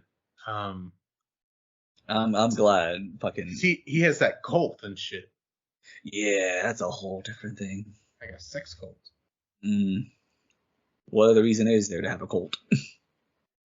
That is true. Never heard it put better. Golly. Shit, man. We got to do this again, like pretty soon. Yeah, man. Like this was a lot of fun, and for anyone who stuck around this long, not only for this episode, but just in the entirety of this journey. Now I'm gonna make sure to look directly in the camera for this one. Thank you so much. We apologize for just the very inconsistent, upload times. We really do try our best. We probably should have done, made a post or something saying, hey, We're on a hiatus. Life is crazy right now. We always say we're going to do better doing that. And we were for a bit. We were really good on that. And then we just completely fell off the wagon. But, this is a hobby for us. Obviously the dream is always like everyone has, oh, I want to like make this, what I do all the time and stuff. But this is a hobby. We mainly do this to keep up with each other and hopefully someone along the way just goes, I like listening to these two jackasses talk. So we hope that is the case for anyone listening. So once again, thank you. Yeah, definitely. Yeah, thank you all so much. If you're new or if you start out with us as previous viewers before the hiatus, thank you so much. I hope you just view this as you're one of our friends and you're just sitting in on a conversation. Hopefully it's something that you enjoy or at least helps maybe put you to sleep whenever you're going to sleep. Just if you're like, oh god, I hate you guys so much. I just listen to y'all to help go to sleep. Hey man, there's a market for that. I'll take it. Let me buy one of those ASMR things and start clicking it. Yeah. We'll do it. I don't know if you can hear it right now. One of my cats is going crazy. But no, quick plugs, I guess, for our stuff. We were mainly active on Instagram. We will get back on that. That's our main source of just updates and just really posting shit posts really is our specialty. You can find us on Anchor, Spotify, Apple, and pretty much anywhere you can get your podcasts. I was mainly in the process of putting our videos on YouTube. The first 25 or 30 episodes are just audio. So it's just going to be our logo in the background with the audio. And then after that, we started like incorporating videos and I've been trying to upload those as well.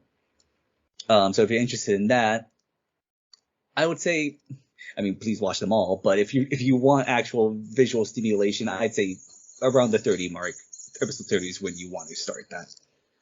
Well, come on, dude. Oh yeah, since then too, I forgot before we go. We have a new cat. Oh yeah, the day before your wedding, correct? Yeah. So this is a nice little story too. So the day before our wedding, because we're trying to plan everything out, we want to make it as smooth as possible. We're gonna have like a mini, not a full-on honeymoon, but a mini moon. We'll just spend the weekend somewhere.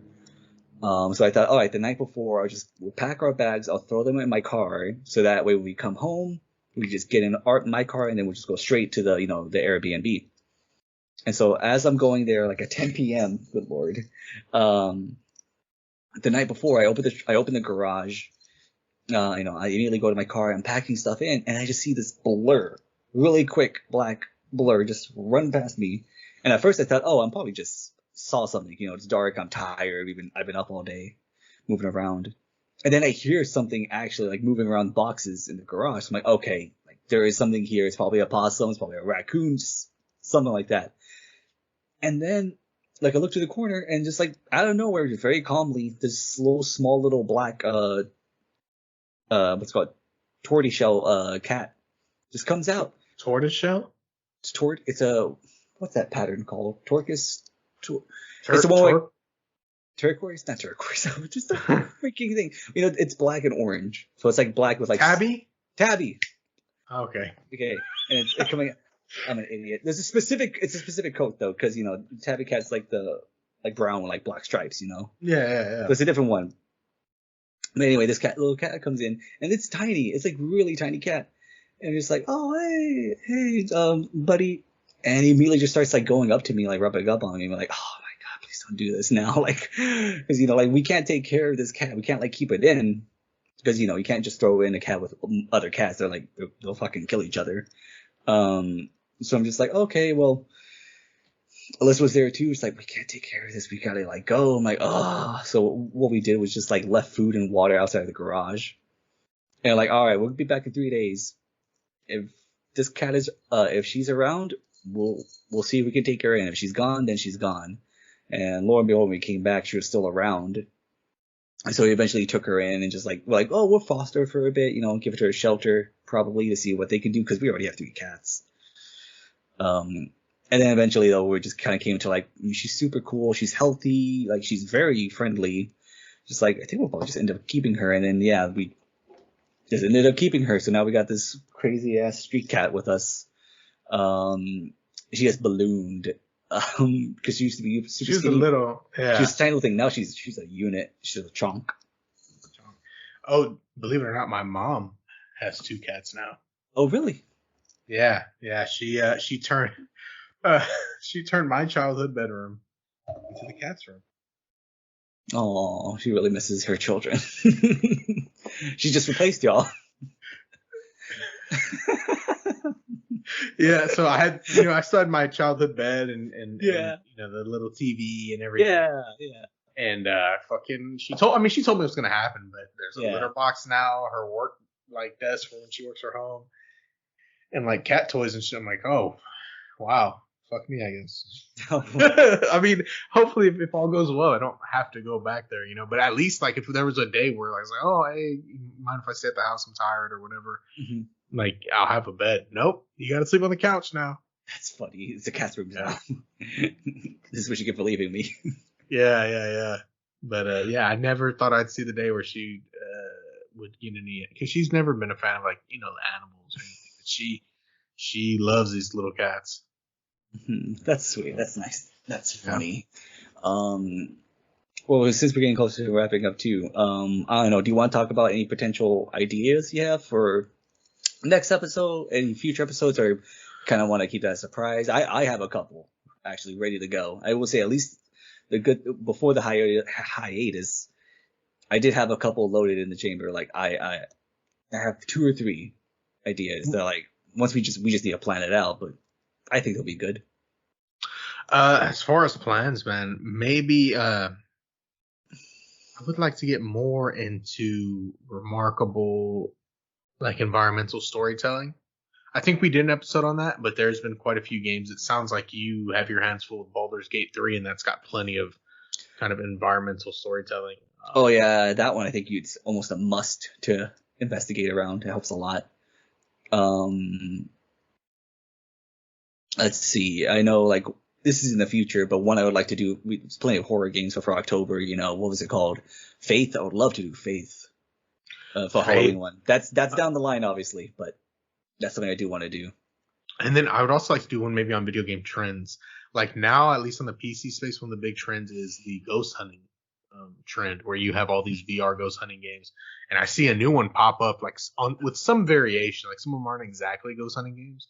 Like there's one where you're breaking into people's house and then the house is haunted or something. Like I don't know. Like it's variations, but there are these little trends that do kind of occur. But yeah, man. I mean, definitely. I do have quite a few. Just have to gather my thoughts and get back to you. Well, this is good. We're getting the creative juices flowing again. Like I said, once we do this, and we, like I said, I'll do once I start getting Photoshop in and it's refreshing memory. You get the audio going. We're just gonna be like, all right, yeah, this is nothing. We got this. Yeah. One I do have. I'm not gonna say them all. Obviously, I have a couple of trivia ones because since I've done that, I think I did that one with Alyssa. That was really fun. That's always a nice little change of pace for what we do. What I really want to do, I have been saving this. I think I just need a couple more games to make it like a decent length. I was gonna give you a really bad review of a universally praised game, and have you guess what game they were talking about solely based on the review. That sounds pretty fun. Yeah. Yeah, like I said, I've got at least 8 or 9, but I think the way I have it planned is there's 2 reviews because some of them are really funny. I'm like, I want to include at least 2 reviews. Like, you would try to guess it once on the first review. If you couldn't do it, I'd give you like the points would mean nothing. It's basically like whose line is it anyway? You would have points, but it's not like you're gonna win anything. If you get it on the first guess, it's 10 points. If you need 2 reviews to get it, then it's only 5 points. And if you still can't guess it, you get 0 points. But no, yeah, I was like looking on Metacritic, and when we're doing research on games, like on specific games, and I'm looking through them, just trying to get like these points, different points of view, especially for like older games we haven't played for a while. And some of the shit I would read would just be hilarious. Like, damn, I understand not liking a game. There's nothing wrong with like liking a game that's universally liked. We're all different. But there's like a certain level of vitriol where it's just like, dude, what the fuck did this game do to you? Yeah, like they got fired from the development team or something. Yeah, like damn, dude, like I get it. And what I'll say too, then, just to give you a little, like I said, the timing will work on, but the certain era I'm looking at, just so you have a range to pick from, is going to be mainly from the PS3 era. You know what? That's perfect because that was right when people were still being kind of inventive and creative, and there was still wacky and goofy things. Yeah. Now, it's just so much of an investment to do a game now. It's so expensive. Yeah. From what I understand, I'm not in that space. But. No, yeah. And then, well, not only that, I mean, it's always been a thing, but it's more common nowadays to just review bomb something for something totally unrelated to the game. I try to keep them focused on like the game itself. Okay. Yeah, even if I adamantly disagreed with the review, or like thought like, what the hell are you doing, man? I could at least understand like, okay, you're just very passionate about this, but you're not saying it, 10 years after the fact because the developer went woke or something, just stuff like that. Like, just talk about you hating the game at the time. Cool. Yeah, dude, that would be a good one. I would like to see a bad review of Max Payne 3. Mm-hmm. You know what? And maybe I have an idea to throw some good reviews of critically fucking lambasted games. Like one that comes to mind, which for the longest my face on PSN was this game. Mm-hmm. Was Haze. Oh, Haze dude, was that game. The Halo Killer. Yeah, that was. If you had the term Halo Killer in your promotion, you were as good as dead. I will say the one game that kind of it wasn't I don't think ever as big, but it kind of became a PlayStation staple was Killzone. Killzone 2. Yeah.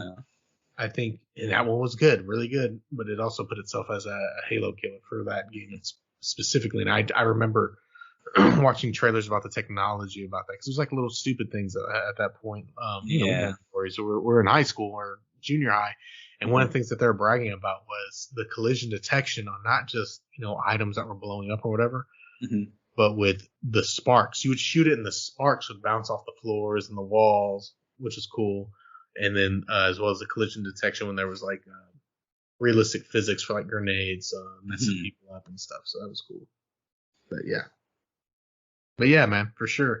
All right, yeah, like I said, I've got most of it done, thankfully. I just need to look at it again, work on the presentation, and if you want to do that, maybe like the other way around, you look at bad games with good reviews. I'm down for that as well. I think because it's usually me who's like asking questions because I just like doing that. That's my thing, but I'm open to being on the other end of that. Okay, I'll try to find. I'm going through my own mind. That's the one that came out because I have that game because I bought it for like $5-6 bucks. And that one sticks out to me, and I beat it all the way through. Like I played that game all the way. Yeah, through. Damn. So I can give you an honest opinion. I don't think it was. It wasn't good. It wasn't ass. It was ass, but it was like it was like playable ass. like if you like remember you would tell me like. You would go into Mexico and you would have like movies or whatever that you would watch there. And you have like I can imagine being a kid and going somewhere like Mexico or whatever, and if that's one of the games you bring, like you could theoretically enjoy it. It's 4-player. I remember it was online, so like I don't know, for some reason I feel like you could play it and still find maybe some enjoyment if you weren't like spoiled with the choices that you have now. Okay, no, I get you. All right, well, yeah, I'm glad you're excited about that. Then I'll get that ready to go. Maybe if we're lucky, it'd be maybe if not the next one, then pretty soon on the list.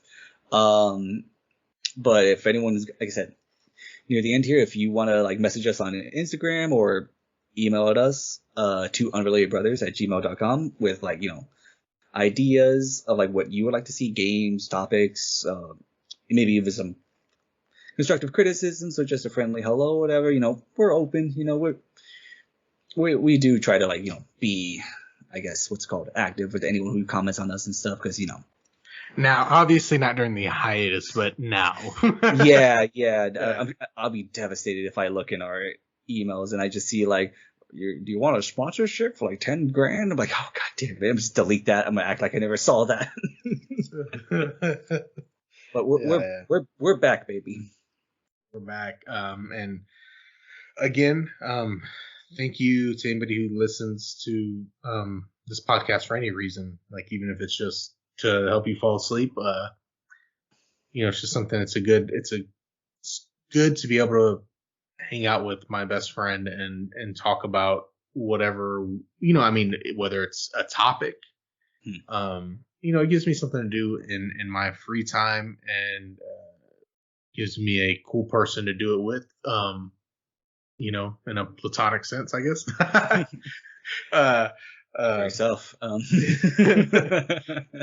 And I hope you enjoy just hearing two friends banter. And I'd like, if you're a listener and everything, I hope I hope you do maybe try to reach out and talk to us, because I would like to definitely hear from you as a, I guess a fellow friend. I don't know. Some people call their listeners whatever. I'm not sure exactly what we would call our listeners. I guess maybe the unrelated army. Yeah. The unrelated army. I don't know. Unrelated siblings. We'll see. Fine tune it. Yeah, we'll if we ever get more than, I'm gonna say, if you ever get more than like 25 listeners for an episode, I'd say, have we gone close to that? We've gotten way more than that, I think, actually. What's our peak? All right. It's definitely under 100 though, right? You know like what? For one episode. For one episode, let me break out the magic, and I will let you know. Hold on. Let me see. Okay, I will have to get the. You have to get back to me on that. Yes, I will have to get back to you on that. All right. Well, we'll do more research before I claim anything. But once we reach whatever number we land on, that I say is a good goal to have, we will work on a name on what to call our listeners. So until then, we will just say thank you to anyone who listens / watches. We've gone very repetitive the last 5 minutes. That's usually how these endings work for us. We really gotta be clear, like, we appreciate it. Okay, so I'm looking. I still have my login on my PC. Good. Yeah. I'm looking. Let's see, episode ranking. So yeah, our top viewed episode has it's less than 100. That's expected. 35 plays, and that is our episode 22, controversial games part 1. That makes sense. That was one of my favorite episodes to do the research for. Mm-hmm. I really think that was cool, especially getting some like the more hateful content. I think it's just interesting, like why people hate things. Yeah, it is. And then some of the methods they use to hate those things out in the open. Like I remember specifically, like the white supremacists, they use 8-8, and that's because 8 is H, mm-hmm. and so 8 is. I'm not. Don't clip this. Yeah, but no, it's what I could say. Don't clip this. Don't even do it, Jerry. It's not worth it. You understand where that's going with, Hail somebody. There you go. And so that I thought that was kind of interesting. Like all these secret, I guess people call them dog whistles or what. Well, I think that's kind of an overt, because I mean, if it kind of sucks for people who were born in '88, like your brother. Oh my god! I was just gonna say that's in his email, and this is before. It's just the year is born. It's very unfortunate. We got a white supremacist Hispanic here. He's got 88 in his email. What the heck's going on? I mean, honestly, man, let me tell you, that's not too surprising. Not with him. I'm just talking about in general. You'd be surprised. Oh, yeah. So we're gonna say 100. If we ever get 100 unique total listens or unique on an episode, we'll work on a name. Okay, for sure. Um, and man, before we sign off, dude, I love you. This was good to get back into it. Hmm. If you are listening out here, I hope this episode has brought you some enjoyment, or at least it's helped take some of your boredom away, make you feel like you're hanging out with somebody. Because I listen to podcasts sometimes. It feels like you're hanging out with somebody, you get to know them. And so if you're listening, hey, I love y'all too. And I hope y'all are having a good time. I hope you're doing good, Jacob. I know we need to talk to each other a lot more. But yeah, love y'all, love you, and I hope y'all are having a good day. Just like Jerry said, we appreciate anyone who decides to listen to us ramble on. This is always fun. We hope that anyone who listens to this can have half the fun that we have here, because we have a blast, honestly. I love you too, Jerry. Thank you all for listening. Take care and be good, y'all. See ya. See ya.